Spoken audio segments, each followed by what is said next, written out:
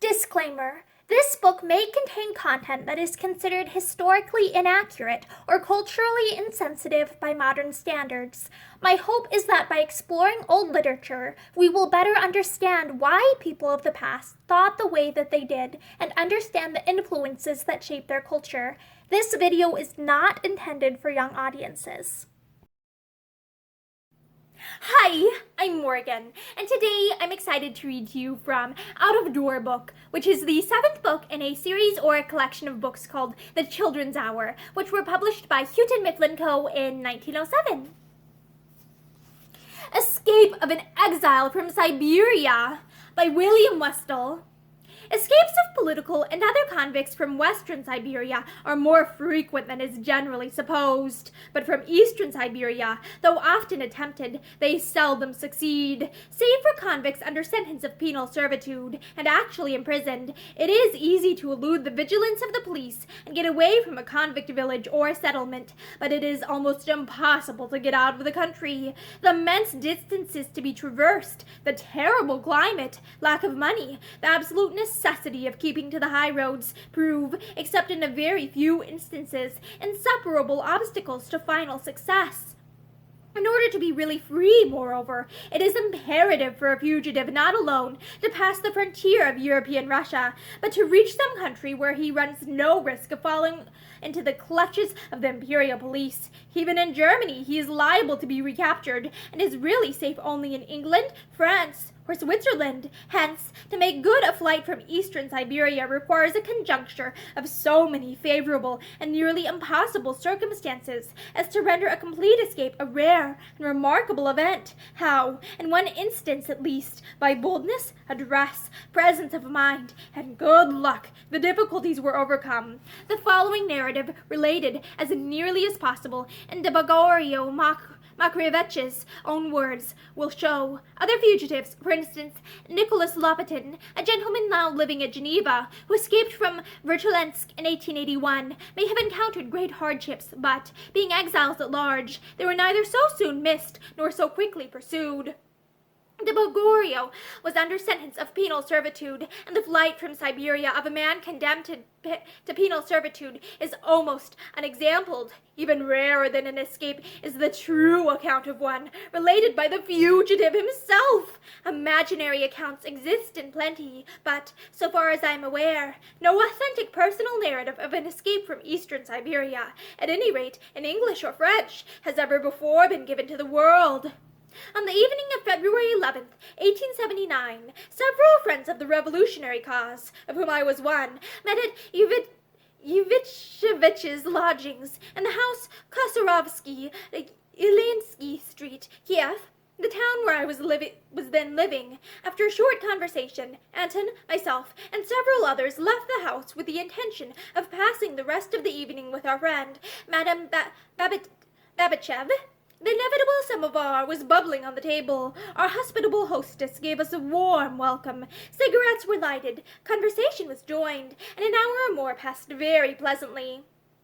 Anton was the first to leave, and he could hardly have reached the street when we were startled by a loud report like the firing of a pistol. We stared at each other in consternation, and Strogov, running into the anteroom, looked through the window and listened at the door in order to find out what had happened. In a few minutes he came back with satisfactory tidings. Nothing unusual seemed to be stirring in the street, and he attributed the report we had heard to the banging of a door in a neighboring cafe. So we resumed our conversation and our tea-drinking in quiet minds. But 5 minutes later we were again disturbed, this time by sounds the character of which there was no mistaking. The trampling of heavy feet in the vestibule, hurried exclamations, words of command, and the rattling of arms told us only too well with whom we had to do. The police were upon us. Notwithstanding our desire to resist, we knew that we should be compelled to yield without a blow. There was not a weapon among us. A few seconds were passed in anxious thought. Then the double-winged doors were thrown violently open, and we saw that the anteroom was occupied by a detachment of soldiers, with bayonets lowered and ready to charge. From the right flank came the words, loud and clear, "Will you surrender, gentlemen? I am the officer in command of the detachment." We were lodged in the principal prison of Kiev.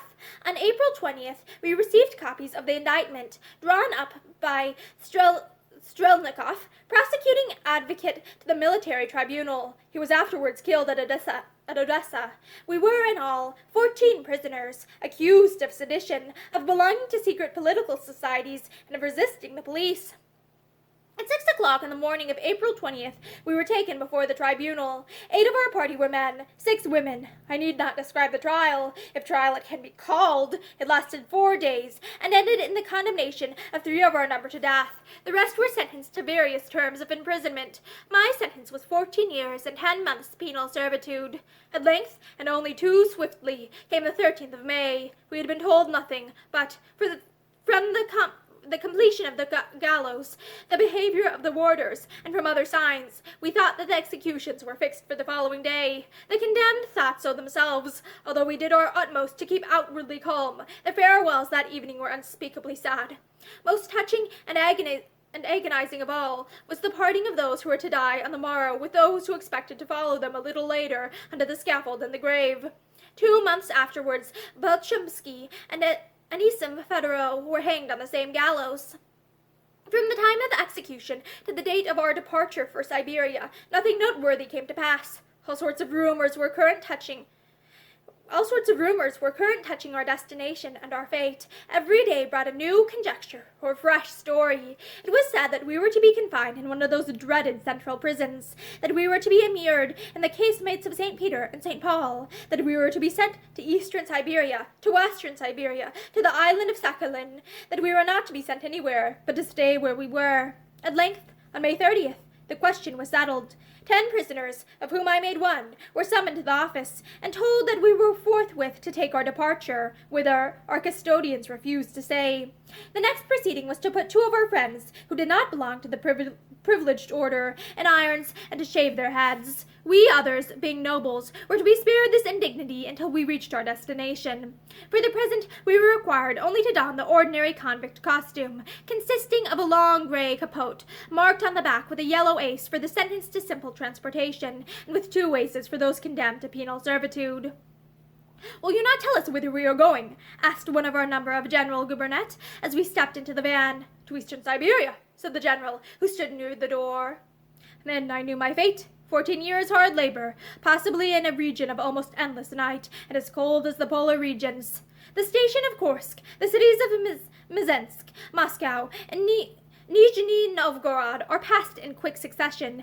At Nizhny Novgorod, we leave the railway and continue our journey, as far as Perm, by water. It is only here that we begin to realize that we are really on the road to Siberia. At Krasnovarsky, we were put in prison again, and there remained several weeks, awaiting further orders as to our disposal, for, notwithstanding what we had been told at Kiev, there appeared to be still some doubt touching the fate in store for us. At length came the final instructions. We were to march with a chain gang of common prisoners to Irkutsk. It was then that, as an expedient for avoiding penal servitude and eventually regaining my liberty, the idea of effecting an exchange first occurred to me. The device is one frequently practiced among the outlaws of Siberia. This is the method of it. 2 prisoners make a bargain, whereby one of the contracting parties takes the name and certificate and assumes the crime of the other, and vice versa. There is, in fact, a complete exchange of identities, and the one who gains by the exchange settles the difference by a money payment. The result is that the man condemned to hard labor becomes a Siberian settler, and the other takes his place at the mines or in jail. The bargain may appear an unequal one, but a moneyless man will sometimes do a great deal for a small sum of ready cash, especially if he has a passion for gambling or drink, and there is always the possibility that, when the deceit is discovered, the more extreme penalty may not be enforced. In the meantime, moreover, the supposed political prisoner, who is generally of noble birth, enjoys a consideration and some material advantages which are denied to the common malefactor. During the long tramp of the chain gang, these substitutions are effected without much difficulty, the escort being changed every 2 days. It is impossible for the members of it, in so short a time, to familiarize themselves with the names and condition of the 10 or 12 score prisoners who compose the convoy. They can do no more than count heads, and when the officer in command of the party has delivered to his successor the same number of convicts in each category which he has received from his predecessor, his task is fully acquitted. Whether they are the same persons he cannot undertake to say, and is never asked. On August 20th, or thereabouts, I'm not sure to a day, we were once more en route, this time on foot. From Krasnovarsky, the distance is 700 English miles, and the journey, it was reckoned, would occupy about 2 months. I had thus ample time to make the acquaintance of my convict comrades and carry out the substitution. We were now put under an altogether different regime. Hitherto, we had not been able to exchange a word with anybody. I saw about me only my fellow political convicts, and might speak, when occasion required, to none but my guards. Now we were allowed to communicate freely with each other, and with the rather mixed society of which we formed a part. The gang consisted of 170 persons of both sexes, and of every class and age, from the babe in its mother's arms to the old man with snow-white hair. Most of them were peasants, yet several among us could claim the privileges of nobility, but the strength of the ice convoy diminished as we went on, for Krasnovarsky is within the limits of eastern Siberia, and several prisoners were left as colonists of the villages through which we passed. The escort consisted of an officer and 30 soldiers, armed with old-fashioned muskets. A detachment of 3 or 4 marched as the head of the column. The others marched at the side and were supposed to form a military chain, but it was so weak, relatively to its duties, as to be almost worthless, the convoy being increased to a portentous length by the baggage wagons and the families of the prisoners who were following them into exile. After the baggage wagons came 2 carriages occupied by gentlemen malefactors of the nobility, and 3 in which, when they were footsore, rode the political prisoners. About 6 o'clock in the evening, the convoy generally reached the half-stage, a building in... Actually, here, I should probably show you the illustration real quick before I forget. It says, on these occasions, the prisoners are arranged in front of the building and counted. If the count be right, the gates are opened, and with cries of joy, the weary wayfarers throw themselves into the court, pushing and hustling, clanking their chains, and cursing like demons. So yeah, this illustration gives you an idea of just how awful, like, this situation would have been to be in. About 6 o'clock in the evening, the convoy generally reached the half-stage, a building in which we passed the night. After a march of 2 days, or of a full day, we had a day's rest at one of the buildings known as etapas, or stages. On these occasions, the prisoners are arranged in front of the building and counted. If the count be right, the gates are opened, and with cries of joy the weary wayfarers throw themselves into the court. Then, pushing and hustling, clanking their chains and cursing like demons, they fight their way into the house, struggling desperately for the best places. The first-comers take possession of the benches, the others lie where they can. When all are inside, the gates are closed, but the doors are not barred until nightfall. The stage is a small wooden barracks with a large court formed of palisades in the rear, divided into several compartments, one of which is assigned to the nobles of the convoy, but, like all the others, it is far too little for its destined purpose. The prisoners are as closely packed as herrings in a barrel. A few only can find places on the benches. The others have to sleep on the damp and dirty floor. Next to the benches, the most desirable spot is under them, for there it is a little cleaner, and the sleepers are less likely to be disturbed than on the open floor. The struggle for place is over. The barrack yard becomes very lively. The prisoners are preparing the evening meal, some laying fires, others putting a few scanty morsels of food into a pot, for our fare is terribly meager, others bringing water and making tea. After supper, we are again counted, driven inside, and left there for the night. In the corridor is the Maidan, a sort of itinerant shop, which serves at the same time as a club and gambling saloon, for the prisoners are much given to play. This Maidan is an institution common to every Siberian convoy and jail. The marketant, or keeper of it, is always a prisoner. The post, which is much coveted and very profitable, is sold to the highest bidder, and the proceeds of the sale, often considerable, are added to the common hoard. For one of the first proceedings of the prisoners is to form themselves into a society, which is a faithful reproduction of the rural mir. They elect a starosta, who also acts as the general cashier, and appoint him an assistant. The authorities, on their part, always recognize this system of self-government and acknowledge the authority of the starosta.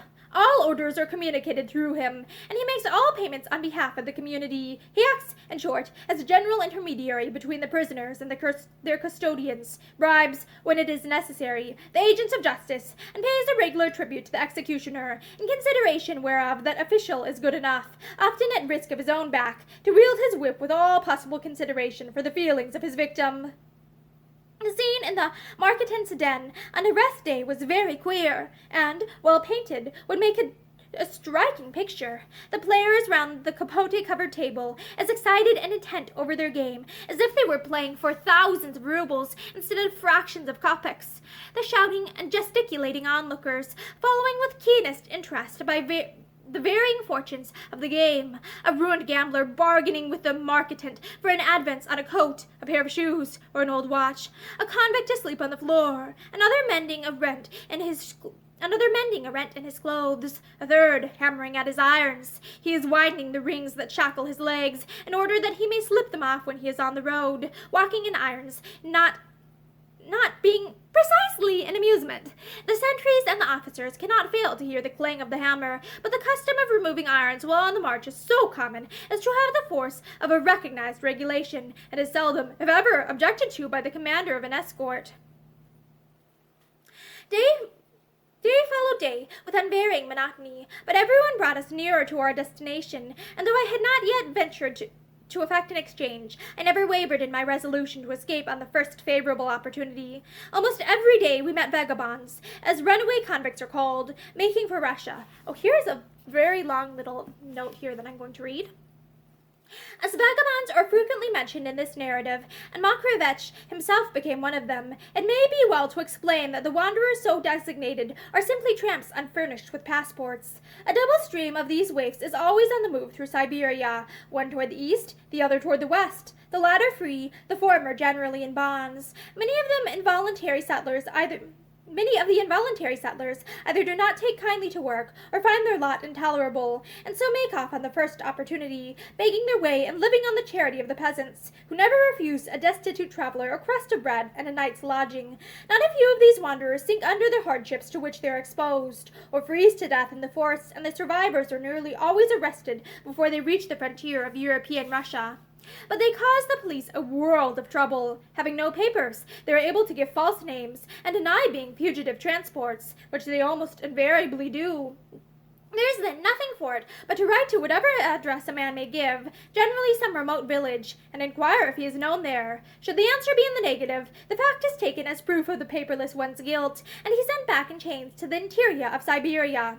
As likely as not, however, it will be in the affirmative, for there prevails among these outcasts a strange yet regular trade in what the vagabonds call nests. For instance, Ivan Ivanovich, being in want of money, sells to Peter Ilyushka, who has a few kopecks to spare, the name and address of some muzhik of his acquaintance, who long ago left his native village for parts unknown, or perhaps his own name and address. This is Peter's nest, and when he falls into the hands of the police, he tells them he is Paul Lubovitch from, let us say, Teterevino, in the government of Kursk.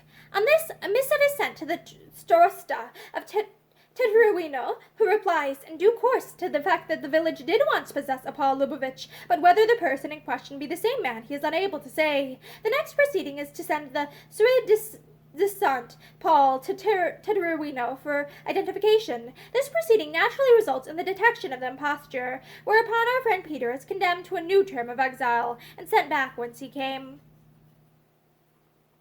Almost every day we met vagabonds, as runaway convicts are called, making for Russia. Their dress, their closely cropped hair, and their general appearance left no doubt as to their quality, yet neither the officer of the escort nor the local authorities paid the least attention to them, so common are fugitive convicts on Siberian roads. Political prisoners on the march enjoy privileges which are denied to ordinary convicts. They are not fettered, they can, when so disposed, ride in the carriages which accompany the convoy, and they are allowed 15 kopecks, 3d. A day for food. On the other hand, the orders in our regard given to the officers of the escort were exceedingly stringent, orders, however, which for the most part it was impossible to execute.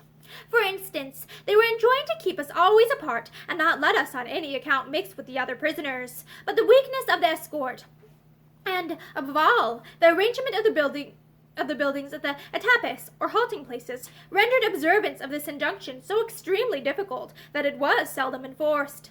We were within 14 days of Irkutsk before I succeeded in effecting an exchange of identities with a convict condemned to simple exile. My substitute, a peasant by origin and a burglar by profession, agreed to the exchange in consideration of a sum of 16 shillings in coin, a pair of boots, and a flannel blouse. 2 days before our arrival at the Tepe, where it was arranged to carry the agreement into effect, I pretended to have a bad toothache, bound up my face with a pocket handkerchief, and at the halfway halting place remained all the time on the bench that served for a bed, as if I were distracted with pain. This I did to hide my features from the soldiers of the escort, one of whom, sharper than his fellows, might otherwise possibly discover the stratagem. The risk was too great, my longing for liberty too intense, to permit me to neglect a single precaution. In a few minutes we had exchanged dresses. Pavlov, my burglar friend, was transformed into a political prisoner of the nobility, and I became a common malefactor in irons. Though in face as unlike as possible, we were about the same height and build, and, at a distance, might easily be mistaken for one another. The delivery of the gang to the new escort went off without difficulty. Pavlov lay on a bench with his face bound up. Nobody took any notice either of him or of me, and when the old escort marched away, we knew we were safe. The moment they were gone, I went into the common room and got myself shaved and my hair cut close to my head, so that my coiffure might resemble that of my new comrades. It may be asked why I did not profit by the laxity of the escort during the first part of the journey to escape before we reached our destination. Because I should have been missed at the first halting place, and by means of the telegraph and an active pursuit, immediately recaptured. I could have had only a few hours' start, and I wanted, at the least, several days.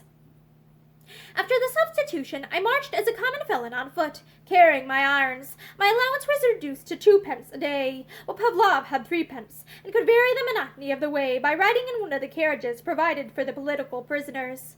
About October 20th, 1879, we reached Irkutsk, where we were to be received and inspected by the higher authorities. Towards 8 o'clock in the evening, we entered the central prison and were taken into a large room with 3 doors and 2 exits. One of these was open and led into an adjoining room, where the inspection took place. Our starosta, standing on the doorstep, called the prisoners one by one, and each, as he was summoned, went into the room, carrying with him his poor belongings, in order that it might be ascertained if he still possessed the articles given him by the crown. This done, he passed on into a farther apartment, where the prisoners were to be quartered for the night. After surrendering my fetters, which I removed without the help of a blacksmith, I passed into the apartment, where I was to remain as a prisoner until they took me to the village where I had to be interned as a settler. I had not long to wait. The 5th day after our arrival, the remaining vagabonds of the gang were sent farther east, and there remained only the ordinary exiles and prisoners under sentence of penal servitude. An important consequence of the departure of the vagabonds, old offenders who formed the bulk of the convoy, was the breakup of our old communistic organization and the subsequent revelation of my secret. On the following day, the involuntary colonists, of whom I was now one, started for our final destination, a village some 40 miles from Irkutsk, and on November 1st we arrived at Telminsky, the end of our long journey. For the last time we were paraded and counted in the court of the Volost. Then, after our effects had been examined, we received our registers and were handed over to the clerk of the village, who had orders to find us quarters.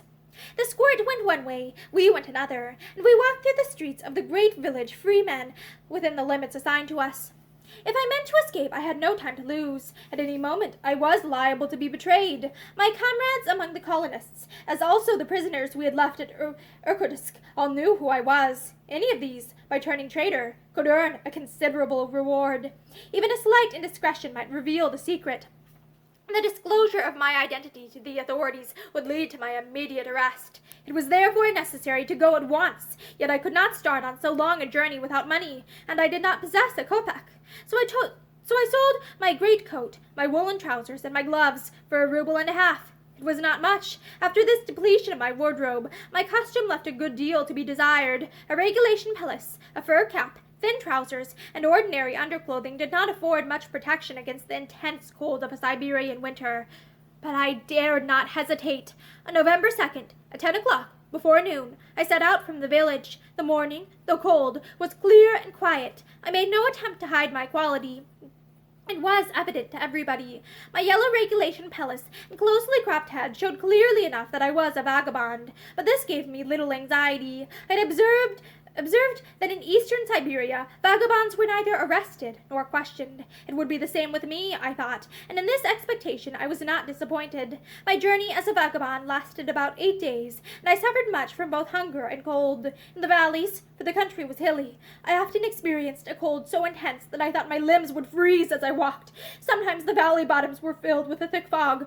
Going through one of those fogs was like taking a bath of pins and needles. So keen was the cold, and, though on these occasions I always ran, one of my knees became frostbitten, my pelisse not long enough to cover my legs, which were clothed only in light cotton pantaloons. I generally passed the night in the bathroom of some peasant, after the manner of vagabonds, for nobody in Siberia, however poor, is without a vapor bath, the vapor being produced by pouring water on red-hot stones. One afternoon, just as night was closing in, I reached a village and sought a lodging. I had heard from the experienced vagabonds of the gang that it was always better to ask charity or help from the poor than from the well-to-do. Never, they said, when you are on the tramp, knock at the door of a rich man's house. Go rather to the most wretched cabin you can find. This rule, based on a wide experience and a profound truth, for the poor naturally receive more sympathy from the poor than from the well-to-do, I deemed it expedient to follow. At the end of the village in question, I found a cabin of unprepossessing aspect, and, concluding that it was exactly what I wanted, I went in, making, as I entered, the sign of the cross before the picture of a saint, as is the custom in Russia. Then I greeted my host. "Good day, my boy," answered the peasant, an old man with a long white beard and a kindly voice. "Could you sell me a bit of bread?" I asked, for though I travelled as a vagabond, I did not like to beg after the manner of vagabonds, and always tendered a piece of money for what I received. "Yes, you can have bread," said the old man, handing me a loaf. "Thank you, father, and may I pass the night in your house?" "I fear that is impossible, my boy. You are a vagabond, aren't you? They are very severe just now about vagabonds, the police are. If you take in a man without a passport, you may get fined. Where did you come from, my boy?" "From the convoy." "I thought so. I was right, then. You are a vagabond." I answered with a supplicatory gesture, and I dare say I looked cold enough and wretched enough to move the compassion of a harder-hearted man than this good old peasant. "You fellows generally sleep in the baths, don't you?" he said after a pause. "Well, go into mine if you like. I can put you nowhere else, and I have heated it today. You will be warm." So picking up my loaf, and laying on the table a few kopecks, nobody ever thinks of bargaining with a wanderer, I leave the house. The bath is hard by, and on going in I find that it is quite warm, as the old man had said. The heat is so great, indeed, that I can dispense with my pelisse. These peasants' bathrooms are seldom supplied with a chimney. The stones are heated in the middle of the room, and the smoke, after blackening the rafters, finds its way out as best it can. There were no windows, and, in order to look round, I had to light one of the tallow candles which I carried in my bag. They were very useful for rubbing my feet with after a long march. I was in no hurry to sleep, and before lying down on the wooden bench which was to be my couch, I had a little operation to perform. My yellow pelisse proclaimed my quality a long way off. That was an inconvenience, and in certain easily conceivable circumstances might lead to awkward consequences. I meant to change its color. This I did by smearing the garment with a mixture composed of tallow from my candles and soot from the wall. It was not a very fast black, perhaps, but it answered the purpose. Henceforth, nobody, without a pretty close inspection, would perceive that I was a vagabond on the tramp. This done, I lay down on the bench and was soon fast asleep.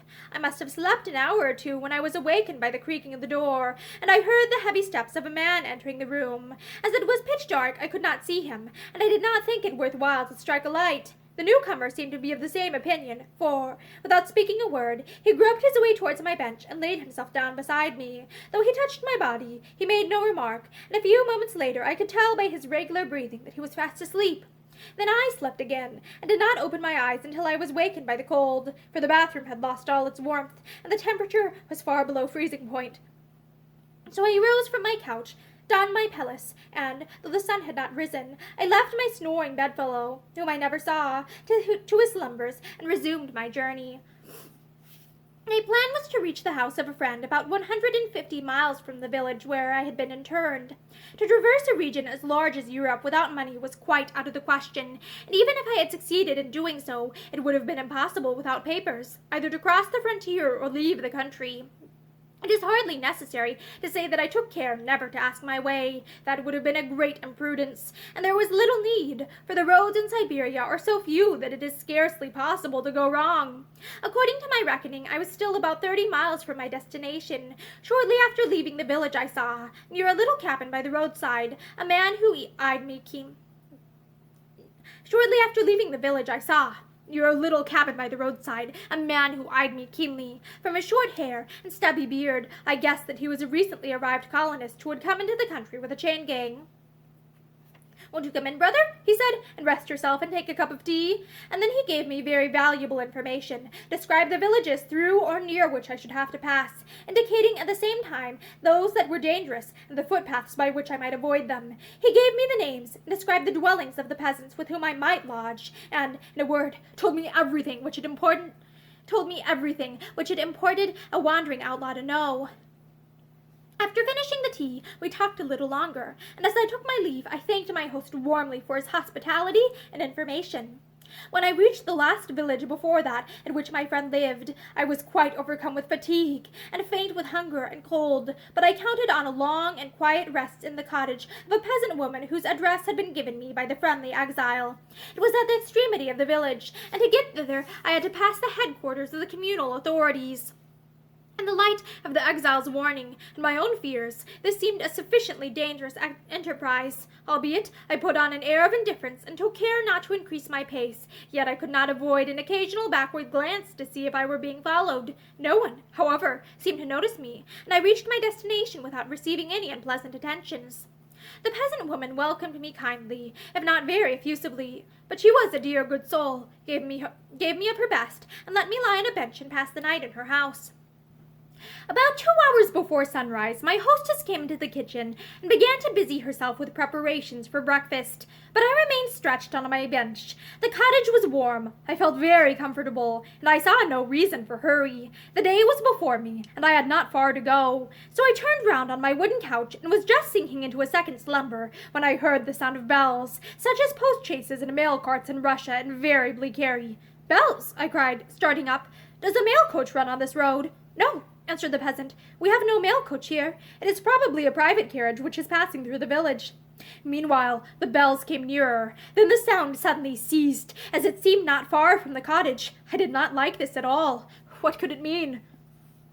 "Would you mind going to see what or whose carriage it is?" I said. She went, and as the door closed behind her, I jumped off my bench and put on my clothes. In a few minutes she was back with the news that the carriage belonged to the gendarmes, and that they were questioning the starosta and the clerk. "The gendarmes!" I exclaimed. "Who says so? Where are they from?" "From Irkutsk. It is a coachman himself who told me. He thinks they are after a political runaway." "In that case, I had better be going," I said, laughing. "They may perhaps think I am the man. Now look here. If they ask you any questions, know nothing. If you do, it may be worse for you. They may make you pay a fine. Goodbye," putting the last of my kopecks on the table. "Goodbye," answered my hostess. "Don't be uneasy. I shall not say a word." She was a worthy woman, and a friend in need, that old peasant.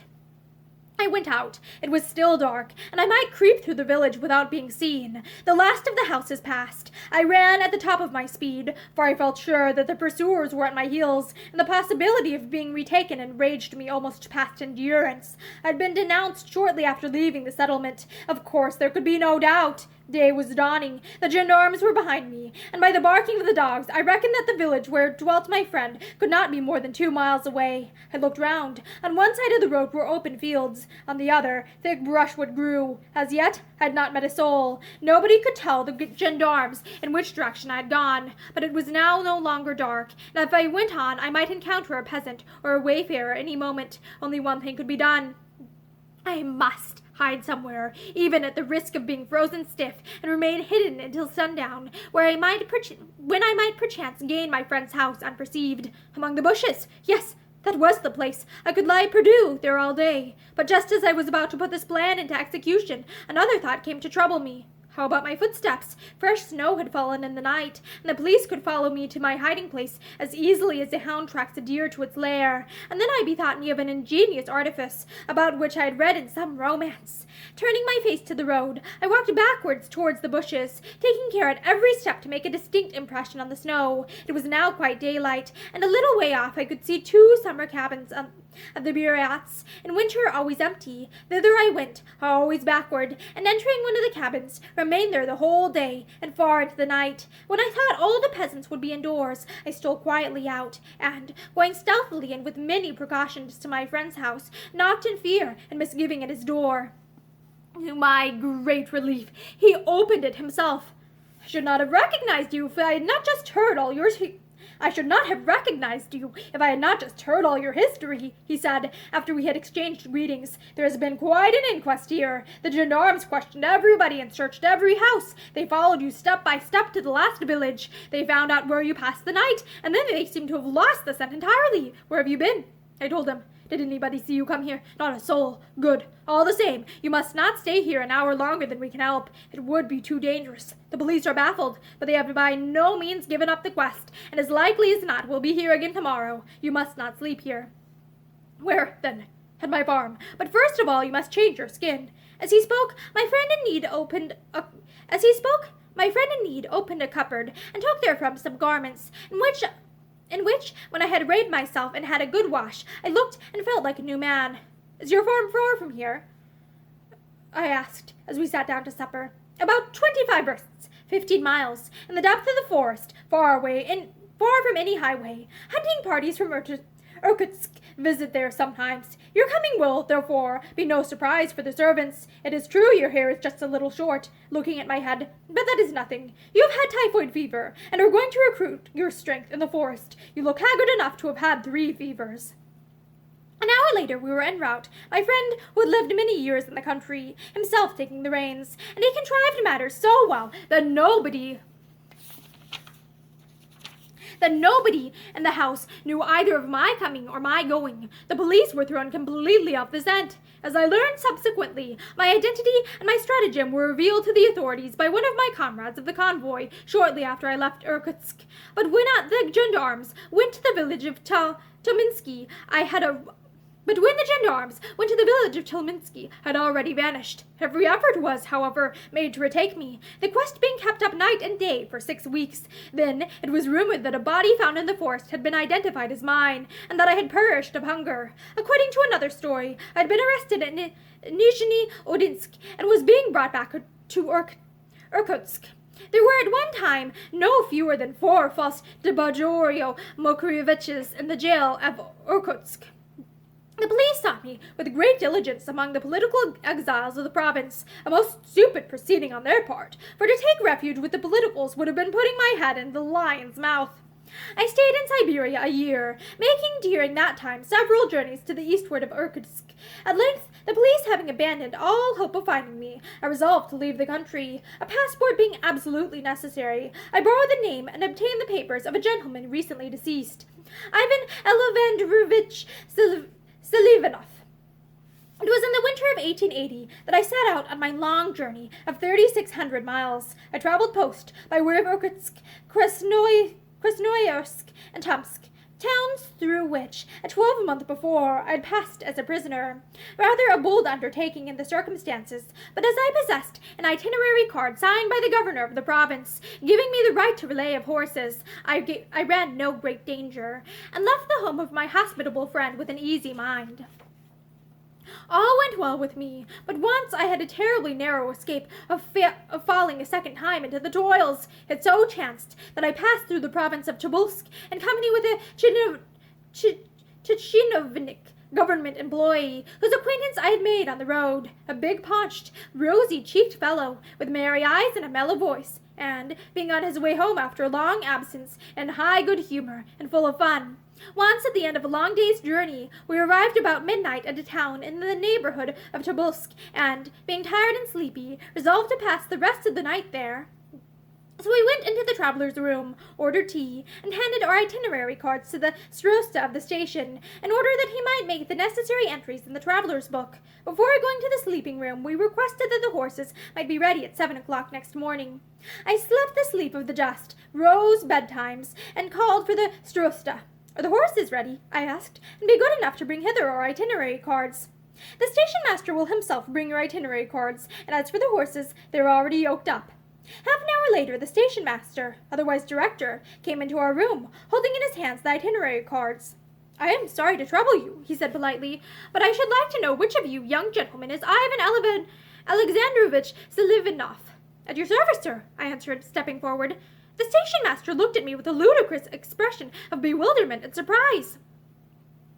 1,000 pardons, he said at length, with a low bow, but really, I don't quite understand. The fact is, I knew Mr. Selivanov, and here I see the same surname and Christian name. The name of the father is also the same, the rank likewise, yet I was told he had died more than a year ago. But when I saw his name on the card, I thought the news must be false, and I came to assure myself. I see that I am mistaken. 1,000 pardons, sir, 1,000 pardons. And again, he saluted me still more profoundly than before.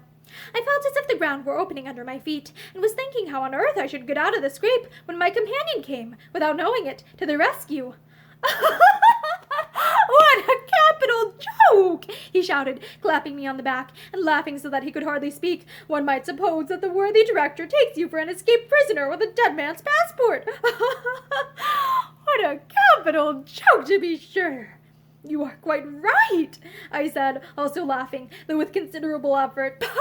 It is really an excellent joke, but seriously, turning to the station master, the thing is easily explained. In the part I come from, the Selivanovs are as plentiful as blackberries. The late Ivan Alexandrovitch, your friend, and I were kinsmen, and had a great affection for each other. The name is so common in the province that I could introduce you to a dozen of my namesakes any day.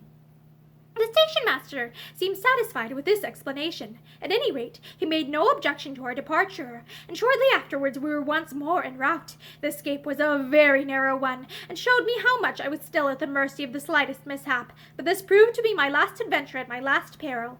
In May of 1881, I reached Geneva, and felt that I was at last really free. End of Volume 7. So, thank you for listening to Escape of an Exile from Siberia by William Westall with me. And here is the illustration, again, if you wanted to take another look at that. And also, thank you very much to listening to Out of Door Book with me. I hope that you enjoyed this series. I hope that, if nothing else, it brought you entertainment. Have a great day. Bye!